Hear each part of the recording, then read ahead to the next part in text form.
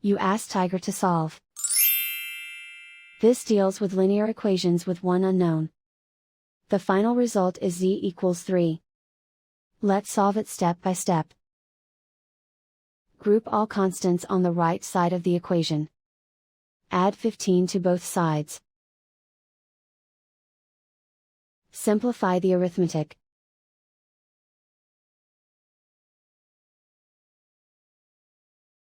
Isolate the z. Divide both sides by 15. Simplify the fraction. Find the greatest common factor of the numerator and denominator. Factor out and cancel the greatest common factor. And so the final result is z equals 3.